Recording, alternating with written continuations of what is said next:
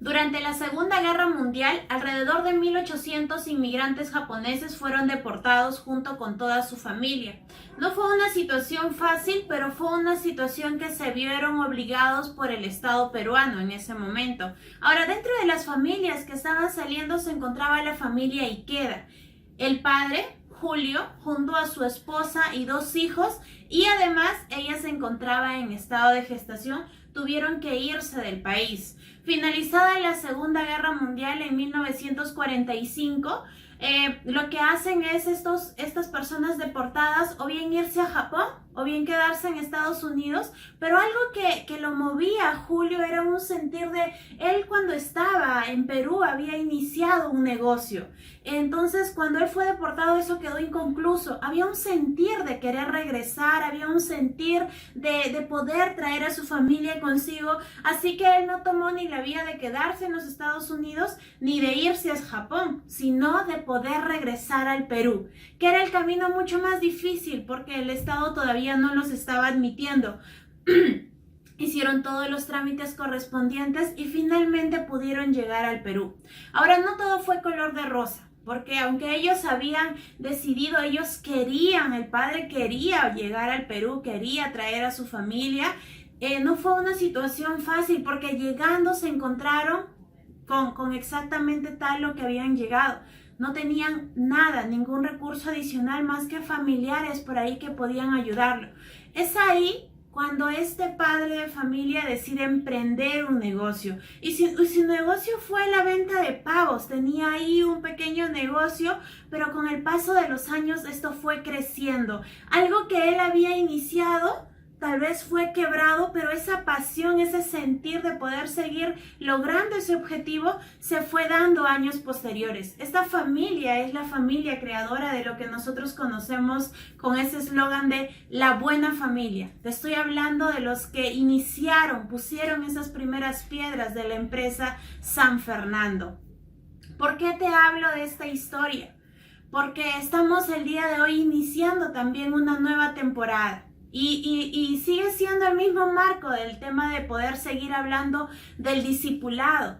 Pero nosotros debemos también recordar ciertas cosas, ciertos principios para poder emprender este viaje a seguir reconociendo el discipulado en nuestras vidas. Yo en lo personal podría echar una mirada a cómo era cuando yo estaba siendo alcanzada para ser discípula y también podría mirar cómo camino siendo discipuladora. Y es que en algunas oportunidades antes decía, a lo mejor Dios no quiere. A lo mejor no es el plan de Dios el que nosotros hagamos discípulos, porque si no, pues podría ser un camino bonito y todo el mundo nos aceptara o nosotros no nos desanimáramos y entraban pensamientos como esos. Por eso es que yo quiero partir hablándote de que Dios quiere.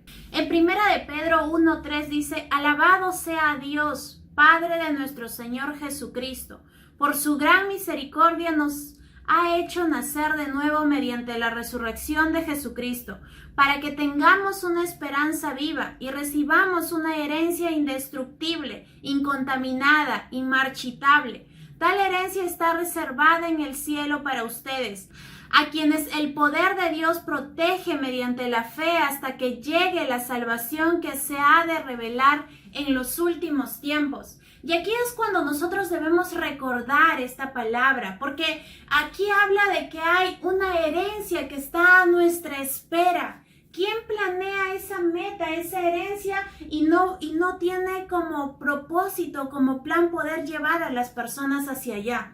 No hablo de que si fuese mi pensamiento, el pensamiento que antes yo tenía correcto, hablaría de que pues sí, ya ok, Dios no quiere alcanzar a nadie, Dios quiere pues que todas las personas se pierdan. ¿Y para qué entonces eso? ¿Para qué entonces Dios mandó a su Hijo Jesús? Porque esta historia me hace recordar a ese diseño que Dios tuvo. Y es que Dios no creó un mundo lleno de pecado. Nosotros podemos ver en los primeros capítulos de Génesis cómo es que Dios empieza a crear y luego por la tentación Adán y Eva pecaron y fueron destituidos y ahí yo podría comparar ese parámetro, esa historia con el pedazo en el cual esta familia fue deportada. Y entonces nosotros vemos como que hay una dificultad. Y este padre decía, no, pero yo emprendí algo en el Perú y yo tengo que seguir. Eso ha sido bueno y eso hay que seguir. Aunque no va a ser de la misma forma como empecé, pero hay que seguir. Y Dios dice igual. Y es por eso que en este pasaje nos recuerda de que mandó a su Hijo Jesús por amor a nosotros. Y aún nos recuerda de que hay esa meta, ese propósito, ese plan que Dios ha diseñado para que nosotros seamos encaminados para allá, para que sus discípulos, para que las personas que nosotros estamos discipulando, que son los discípulos de Cristo, puedan ir encaminados a esa herencia que está a la espera de cada uno de nosotros. Nosotros debemos partir sabiendo de que Dios quiere, este es el propósito de Dios. Dios ha diseñado, Dios ha creado, Dios ha restituido, Dios mandó a su Hijo Jesús para que nosotros podamos acceder a esa conexión eterna con Él. Cuando nosotros hablamos de un discipulado, nosotros debemos saber de que Él quiere, este es su plan. Pedro les estaba hablando a una iglesia que estaba siendo perseguida para que ellos recordaran de que aunque estaba habiendo dificultades por todo lado, aunque había persecución, eso era el plan de Dios, de que ellos permanezcan siendo discípulos y de que ellos puedan seguir ese camino del discipulado. Así que recuerda estos pasajes, recuerda que Dios está mirando para cada uno de nuestros lados, pero también nosotros no solamente debemos decir, esta es una palabra para toda la iglesia, ¿no? Es como que de forma general y como que ahí yo me puedo excluir o como que me puedo desvanecer y desaparar. Aún nosotros debemos saber de que esta es una palabra específica para cada uno de nosotros. Pedro era un líder. Él estaba siendo ahora guiado para poder dar este mensaje y lo estaba asumiendo en ese liderazgo que él tenía porque él había sido escogido y les estaba diciendo a cada uno de ellos, ustedes han sido escogidos. Y es que por eso quiero pasar a mi siguiente punto, que es que Dios te eligió. Y contándote un poco más acerca de la historia de esta familia. Aquí estaba el padre. Yo te decía que este padre tenía 2 hijos con los que fue deportado, pero también había uno en camino, así que ahora estaba teniendo 3 hijos. Y entonces él elige en ese momento y habla con su hijo mayor para que él pudiera ahora llevar esta empresa. Ahora, cuando esta nueva persona lo toma, cuando el hijo lo toma, él empieza aún a crear mayores fundamentos. De lo que vendían 50 pavos en un mes, ahora estaban vendiendo millones de pavos. Ahora se habían consolidado como una industria alimentaria, porque este escogido empezó a mostrar esos frutos. Este escogido tomó esa posición y empezó a correr con lo que se le había sido entregado.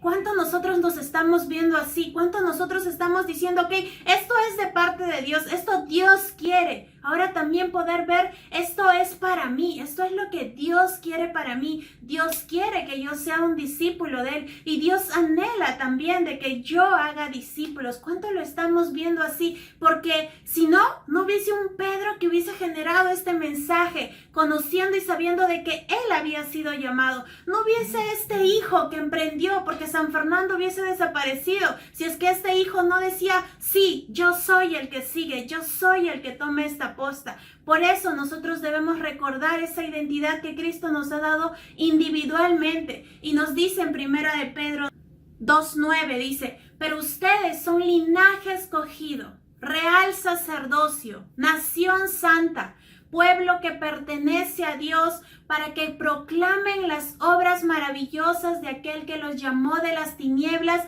a su luz admirable. Ustedes antes ni siquiera eran pueblo, pero ahora son pueblo de Dios. Antes no habían recibido misericordia, pero ahora ya la han recibido.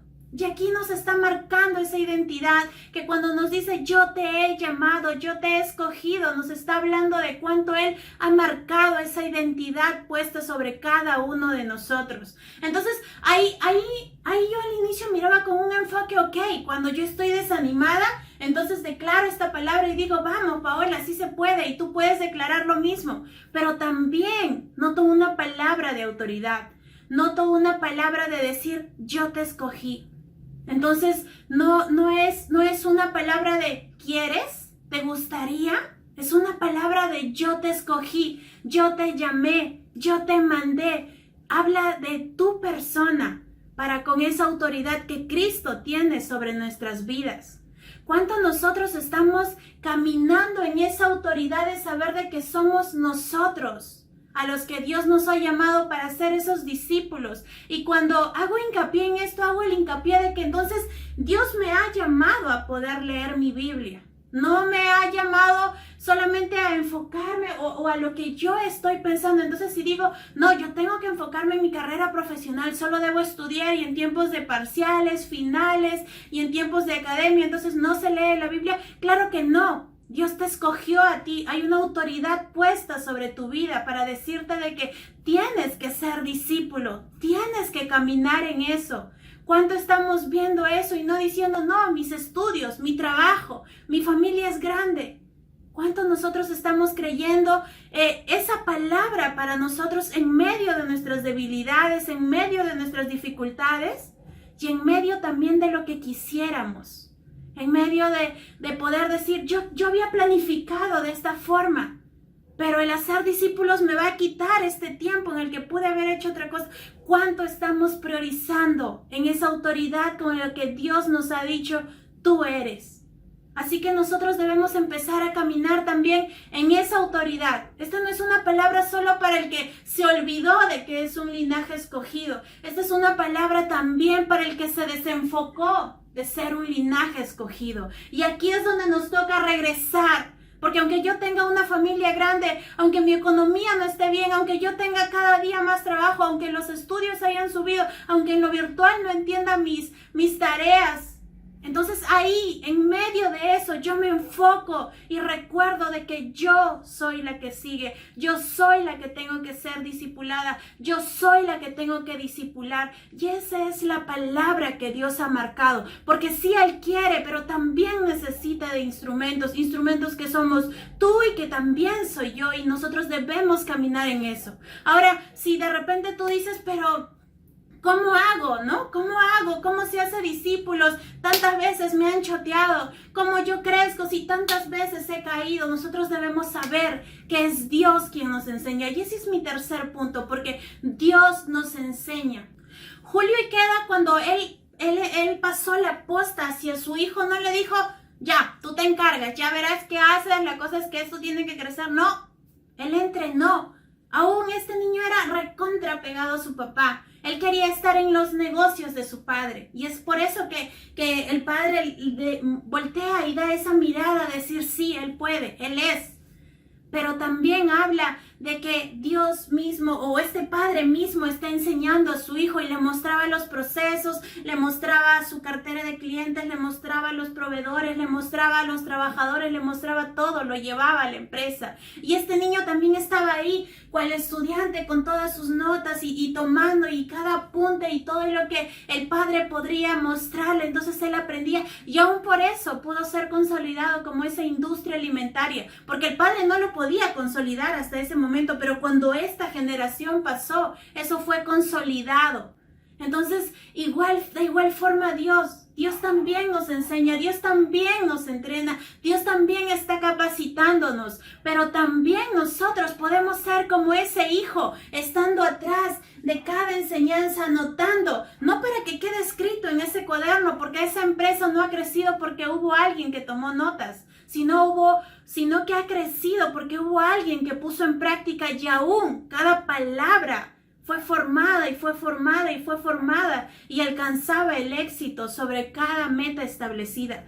¿Cuánto nosotros también estamos apegados a lo que el Señor está queriendo, no solamente para dejarlo anotado, no solamente para decir, si hago un devocional, si entro a las oraciones, si escucho el servicio, sino para poder ponerlo en práctica, porque Dios mismo nos enseña. Y en 1 Pedro 2:4 dice, Cristo es la piedra viva, rechazada por los seres humanos, pero escogida y preciosa ante Dios. Al acercarse a Él, también ustedes son como piedras vivas, con las cuales se está edificando una casa espiritual, De este modo llegan a ser un sacerdocio santo para ofrecer sacrificios espirituales que Dios acepta por medio de Jesucristo.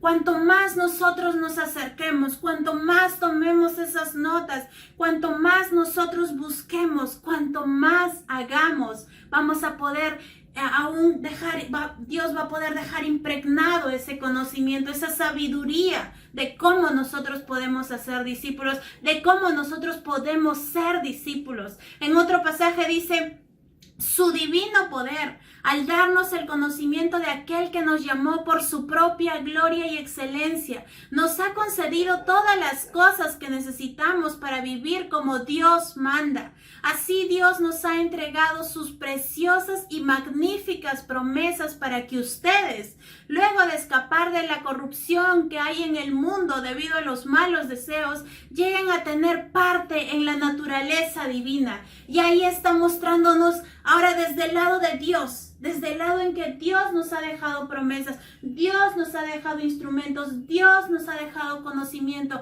Dios es el que ha puesto la palabra de Dios.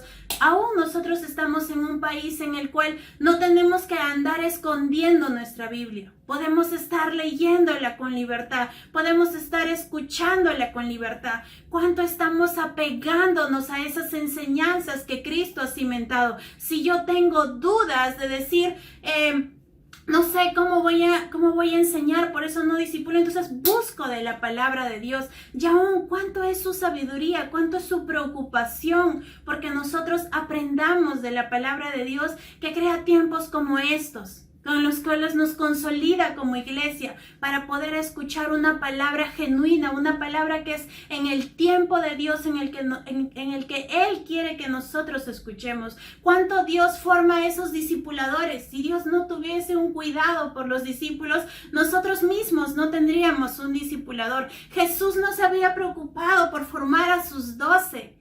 Fue un anhelo del Señor, no solamente lanzar la visión, no solamente escoger, sino también poder enseñarles.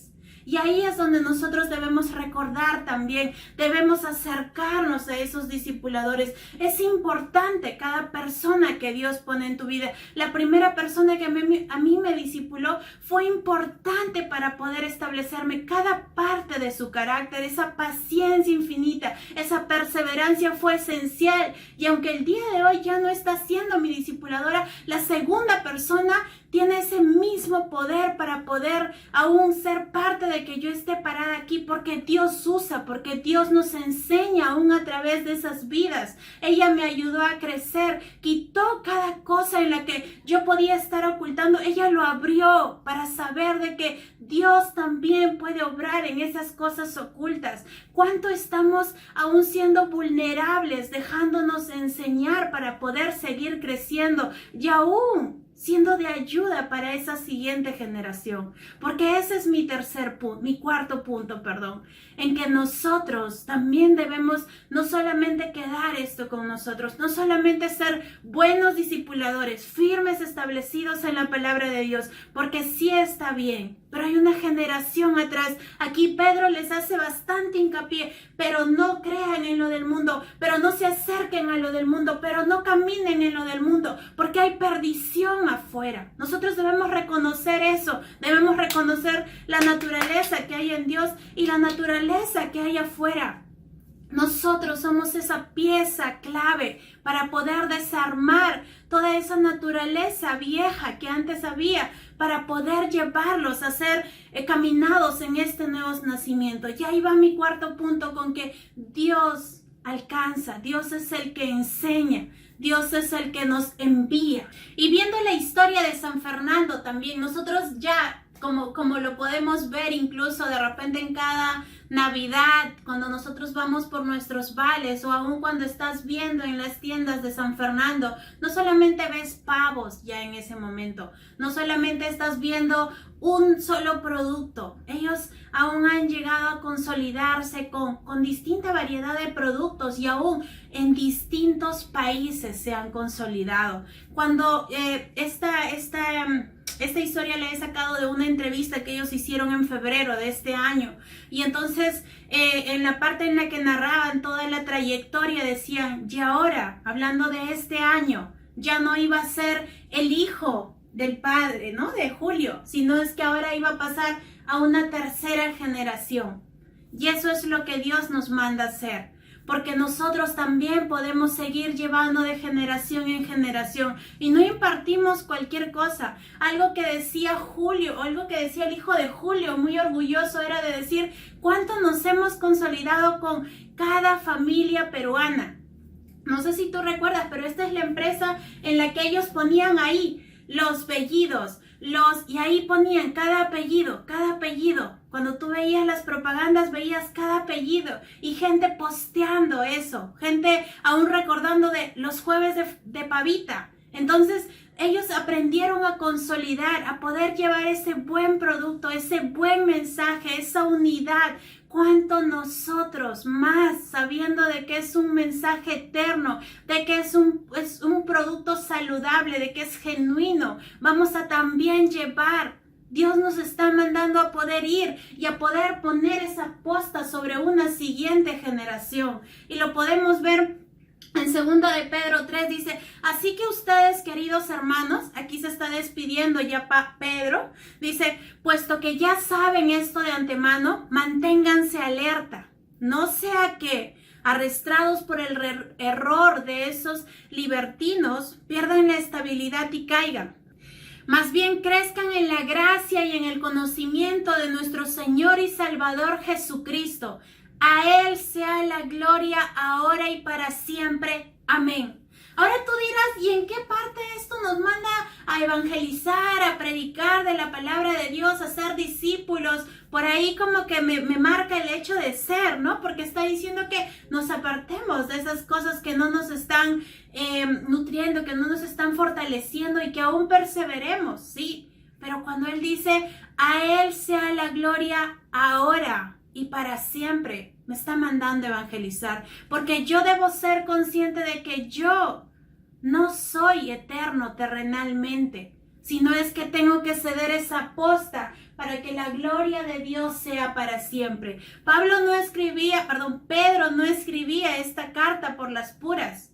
Pedro estaba dando este mensaje porque entendía la esencia del para siempre, porque nosotros, yo, Paola, no podrá estar parada aquí toda una siguiente generación y tras generación pudiendo compartir de la palabra de Dios, pero a quien yo deje ese legado, aún esa persona podrá pasarlo a otra generación y a otra generación y a otra generación, y ahí cumplimos el para siempre. Ahí es donde Pedro les está diciendo, prediquen. Ahí es donde Pedro les está diciendo, en la primera parte, sean discípulos, pero también les está diciendo, hagan discípulos, y en esa misma magnitud de lo que el Señor nos ha enseñado, con esas bases estables, con esos buenos fundamentos, es que nosotros vamos a poder generar ese para siempre.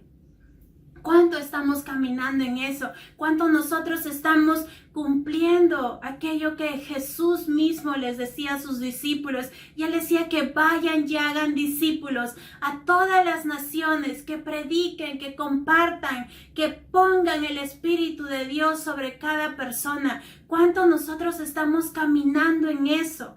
¿Cuánto nosotros estamos teniendo amor por cada persona que aún no está conociendo del Señor? Cuando nosotros estamos orando en nuestros tiempos de oración en la mañana y oramos por las personas que están enfermas, también estamos orando por una salvación y decimos que el Señor quebrante sus corazones, que el Señor prepare. Hay gente esperando para que nosotros podamos hacer los discípulos. Cuando hacemos un taller con cada ministerio, cuando hacemos un evento, el Señor está preparando corazones, pero cuánto lo estamos creyendo y cuánto nosotros estamos disponiendo, estamos cumpliendo ese hecho de poder ir hacia ellos, de poder ganarlos, no a quedarnos, sino a ganarlos, a poder poner esa identidad que Cristo ha puesto. Este es un tiempo en el cual nosotros vamos a seguir empoderándonos, vamos a seguir creciendo en poder a ser discípulos, pero necesitamos recordar esa esencia,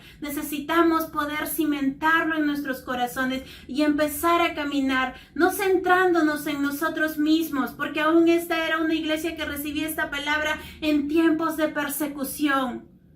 ¿Cuánto nosotros aún en tiempos difíciles, en tiempos buenos, cuánto nosotros vamos a seguir corriendo? No vamos a esperar un tiempo cómodo para nosotros, sino vamos a seguir corriendo. Por eso, familia, necesitamos caminar en esa autoridad que es Dios mismo. Recordar cómo es que nace. Abre tu Biblia y en el primer capítulo vas a ver ese diseño original y vas a recordar por qué es importante seguir compartiendo la palabra de Dios, por qué es importante ser discípulos, perseverar en lo que el Señor nos ha llamado. Está bien cada área de nuestra vida que nosotros querramos seguir creciendo, pero está mal cuando nosotros empezamos a ponerlos por ídolos.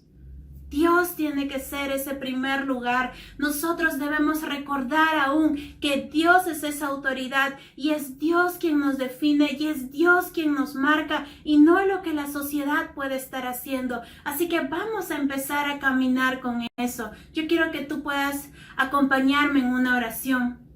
Señor, te damos gracias por esta palabra, papá, porque eres tú mismo, Señor, poniendo esta palabra en el corazón de cada uno de nosotros, Señor. Aún permite, Señor, de que esta palabra corra, Señor, por nuestras venas, Señor, que nos identifique, Señor, que tú nos llamas, Señor, a ser discípulos tuyos, Señor, genuinos, Señor, creyendo, Señor, en cada promesa, Señor, creyendo, Señor, aunque tú preparas, Señor, esa eternidad para que nosotros estemos contigo, Señor. Oramos para que seas tú, Señor, levantándonos, Señor, animándonos, Señor, fortaleciéndonos, Señor, abriendo puertas, Señor, para poder estar en los tiempos de discipulado, papá. Oramos porque seas tú, Señor, abriendo, Señor, animando, Señor, aún a cada nuevo, Señor, a que pueda, Señor, poder perseverar en esta relación, Señor, a que te ponga en primer lugar, Señor.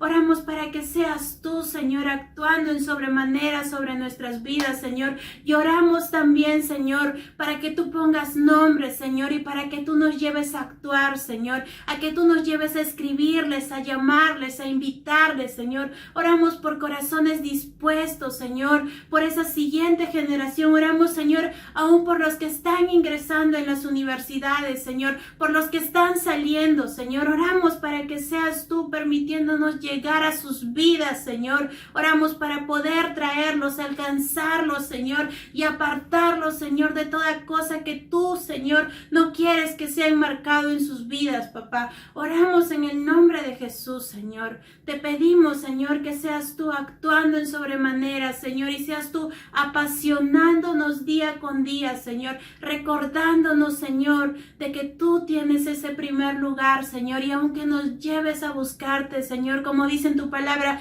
de día y de noche, Señor, como dice en tu palabra, orando sin cesar, Señor, en medio de nuestras actividades, Señor, ayúdanos a recordar tu nombre, Señor, a que tú primas, Señor, en medio de cada conversación, Señor, ayúdanos a poder dar una palabra tuya, Señor, que impregne, Señor, el corazón de las otras personas, Señor, y sean ellos llenados, Señor, y reconozcan tu poder en sus vidas, papá. En el nombre de Jesús te lo pedimos, Señor. Amén. Amén, amén, familia. Gracias por estar en este tiempo y perseveremos en nuestros tiempos de discipulado y haciendo discípulos. Bendiciones.